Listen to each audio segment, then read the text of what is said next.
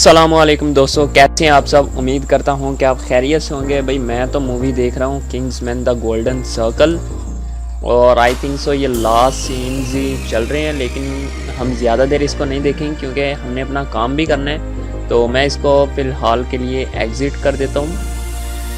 Okay, तो let's start our main topic of today.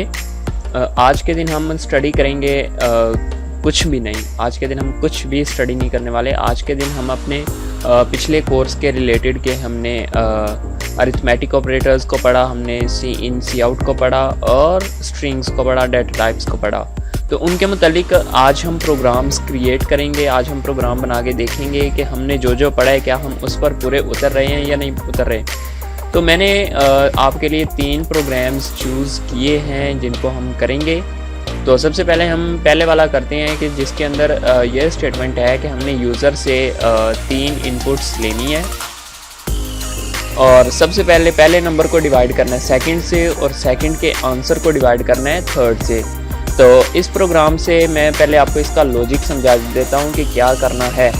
तो उसने सबसे पहले कहा कि 3 इनपुट्स हमने यूज़र से लेनी है, मतलब कि हमें ये क्लियर हो चुका है कि हमने वेरिएबल्स कितने क्रिएट करने हैं। उसके बाद यानी कि 3 वेरिएबल्स के अंदर वैल्यू आएगी। ओके, तो उनके बाद यानी कि 3 वैल्यूज़ वो और एक जो बनाना है आंसर। तो आंसर के लिए एक और वेरिएबल क्रिएट करना है। तो हमें पता चल गया कि हमने 4 वेरिएबल क्रिएट करने हैं। उसके बाद हमने फर्स्ट को डिवाइड करना है सेकंड से। जो आंसर आएगा वो स्टोर होगा आंसर के अंदर। तो आंसर को डिवाइड करना है थर्ड वेरिएबल के मदद से। ओके, तो लेट्स स्टार्ट आवर कोडिंग। तो यहाँ पर मैं जो चीज़ें आई यानी कि लाइब्रेरीज है उनको इंक्लूड कर देता हूँ। तो आईओस्ट्रीम और name std। Okay, int. Okay, तो मैं जल्द से जल्द 3 वेरिएबल क्रिएट करता हूँ। इंट num1 num2 और num3, और इसके साथ ही मैं आंसर का वेरिएबल भी क्रिएट कर देता हूँ। ओके, तो सीन मैं कर देता हूँ डायरेक्ट। मैं तीनों वैल्यूज़ को एक ही बार में इनपुट करने वाला हूँ। तो आपने ये देख के परेशान नहीं होना कि भाई बिलाल भाई ये क्या कर रहे हैं, एक ही बार में सबको इनपुट कर रहे हैं। तो एक ही बार में सबको इनपुट की जा सकती है, कोई मसला नहीं है। तो इसको num3 कर देते हैं। तो इनको अलग-अलग भी कर सकते हैं और एक ही बार में भी कर सकते हैं, तो कोई इशू नहीं होता, वही काम होगा। ओके, तो हमारा जो पहला काम है वो ये है कि answer equal to number 1 divided by number 2। Number 1 जो है वो डिवाइड होगा नंबर 2 से, और उसके बाद answer is equal to answer divided by num3। यानी कि इसका मतलब ये है कि सबसे पहले जो है नंबर 1 और नंबर 2, नंबर 1 को नंबर 2 डिवाइड करेगा, उसका आंसर स्टोर हो जाएगा आंसर के अंदर। यानी कि उसका जवाब जो है वो आंसर नेम के वेरिएबल के अंदर आ जाएगा। उसके बाद हम आंसर की ही वैल्यू को दोबारा से डिवाइड कर रहे हैं और उसी के अंदर ही स्टोर करवा रहे हैं। तो हम एक ही वेरिएबल को यूज़ कर सकते हैं बार बार उसकी वैल्यू को चेंज करने के लिए, या फिर हम यहाँ पर आंसर 2 का एक वेरिएबल क्रिएट कर लेते हैं जो हमने लास्ट में बनाना है, बिकॉज हमने शो करना है लास्ट का आंसर यानी कि थर्ड वेरिएबल से डिवाइड करने के बाद का आंसर। तो हम यहाँ पर 2 क्रिएट कर लेते हैं। चले हम दोनों के दोनों आंसर्स को शो करेंगे। तो आंसर 2 कर देता हूँ। तो यहाँ पर मैं आंसर 2 कर देता हूँ। ओके, तो अब हम अपनी सी आउट को लगा देते हैं। तो सी आउट, तो यहाँ पर मैं लिख देता हूँ dividing by dividing of num1 and num2।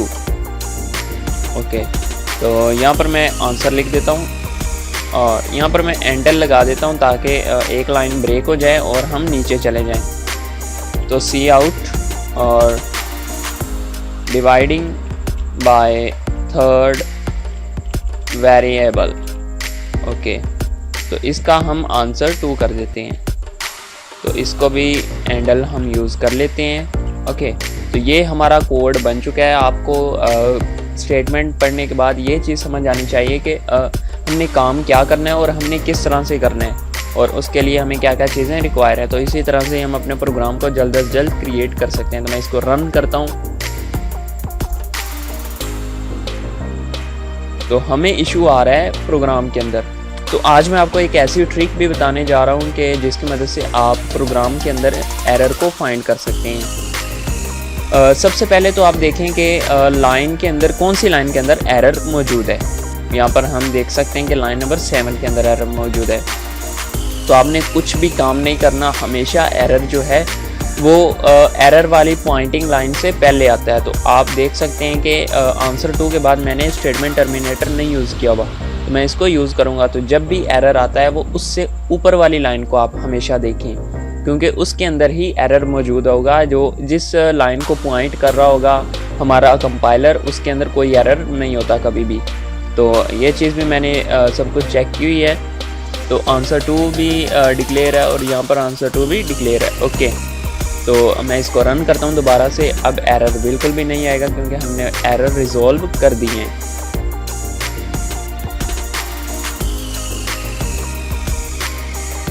Okay, तो यहाँ पर मैं पहली वैल्यू दे देता हूँ 20 को मैं डिवाइड कर रहा हूँ 4 से डिवाइड किया और थर्ड वेरिएबल मैं लिख देता हूँ 5।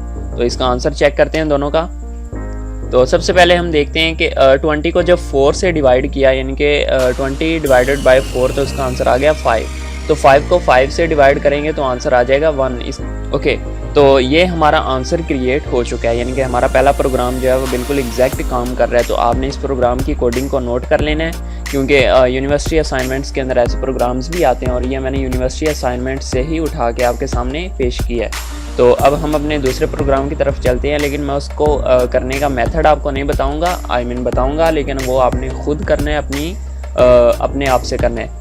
तो find discriminant of quadratic equation में भी आपने अगर डिस्क्रिमिनेंट पढ़ा हो तो हम इसको कर देंगे, क्योंकि ये थोड़ा सा डिफरेंट टाइप का है, क्योंकि इसके अंदर हमने एक और लाइब्रेरी इंक्लूड करनी है। ओके, तो इसके अंदर हम देखेंगे कि डिस्क्रिमिनेंट किस तरह से फाइंड किया जाता है। तो मैं आपको कोड में नहीं जाने वाला है, मैं आपको यहीं पर बताने वाला हूँ कि आपने जस्ट 4 वेरिएबल क्रिएट करने हैं और आपने जो लॉजिक यूज़ करना है वो ये करना है कि d is equal to b multiply b और 4 मल्टीप्लाई बाय a और मल्टीप्लाई बाय c। तो आपने ये लॉजिक यूज़ करना है और उसके बाद आपने d की वैल्यू को प्रिंट कर देना है। तो इस तरह से डिस्क्रिमिनेंट फाइंड होगा। मैं इसको कोड के अंदर नहीं लेके जा रहा, मैं आपको यहीं पे बता रहा हूँ। तो ये जो प्रोग्राम है ये जब हम दूसरी लाइब्रेरीज़ को पढ़ेंगे तो मैं आपको करवा दूँगा, क्योंकि मैं नहीं चाहता कि आप पर इतना बर्डन भी आए कि आप प्रोग्रामिंग सीखते सीखते ये कहें कि बिलाल भाई आप तो हम पर बर्डन ही डाले जा रहे हैं, इतने प्रोग्राम्स इतनी मुश्किल वर्डिंग के अंदर। तो मैं आपके ऊपर कोई भी बर्डन नहीं डालने वाला। तो ये जो प्रोग्राम है ये आपने लाजमी करना है और ये करके आपने मुझे कमेंट बॉक्स के अंदर लाजमी देना है, ताकि मुझे पता चल जाए कि आपको इसकी कितनी समझ आ गई है। तो मिलते हैं आपके साथ अगली वीडियो के साथ, जिसके अंदर हम स्टार्ट करेंगे नेस्टेड लूप को और उसके साथ लॉजिक्स को। तो मिलते हैं आपके साथ अगली वीडियो के साथ।